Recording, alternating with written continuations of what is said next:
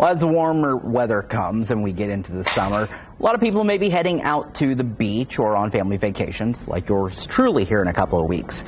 Thankfully, we have an expert here to help us out with some misconceptions when it comes to sharks. Joining me via Zoom is Director of the Shark Research and Conservation Program at the University of Miami, Catherine McDonald. Welcome. Thanks for being here. Thank you so much for having me. All right, so let's start here. Explain to me what you guys do there at the Research Center. So we study shark biology, ecology, and conservation. Here in South Florida, we're fortunate to have a diverse number of shark species here year-round. And so we collect data on their use of habitat, on their reproduction, and on other aspects of their habitat use, including using drones to study the time that they spend in highly human-impacted habitats, which includes our beaches. They are, when you look at shark videos, because I think that's where the internet takes us a lot of times when we start talking about sharks, they are very strong-looking beasts, because they are. What is a big misconception, though, that people may have? Because when you look at them, you go, oh, those are scary. So there are more than 530 described species of shark. And if you ask people to name a shark, they're going to say hammerhead, bull shark, white shark, the big sort of potentially scary seeming species. Sure. But most of those 530 plus species are actually quite small and live far away from humans. So the average shark on our planet is in the ballpark of about 4 feet long and lives in the moderately deep sea and is very unlikely to encounter people frequently as part of his life. So when we think shark, we think of something that doesn't look very much like most sharks actually look. Does it feel, this is just an outsider's perspective, I have no basis behind this, does it feel like they just had bad PR agents at one point? Like sharks in general just got a bad rap? Maybe it was the movie Jaws, or is there some other reason you think?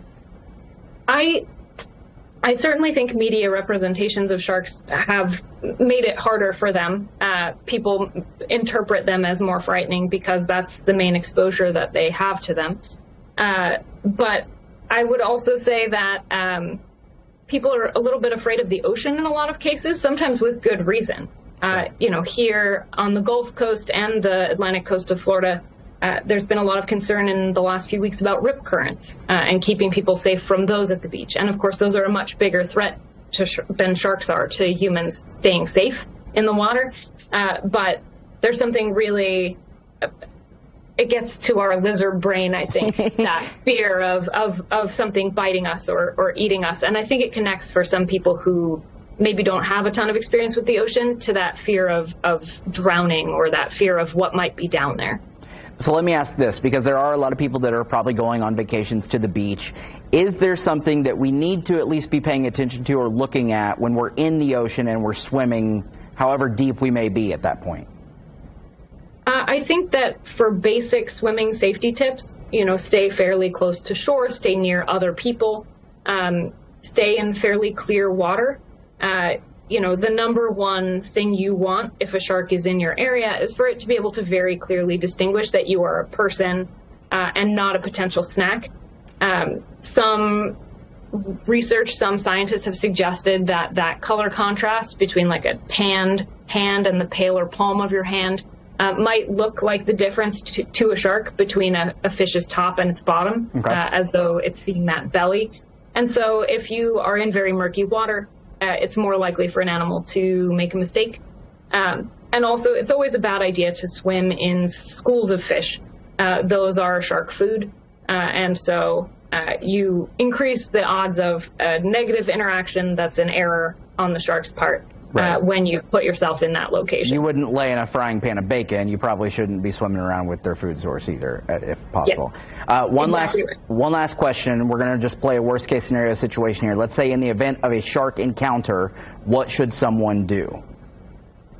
At the point at which you're actually in a shark's mouth, then go for the eyes, go for the gills, punch it in the nose.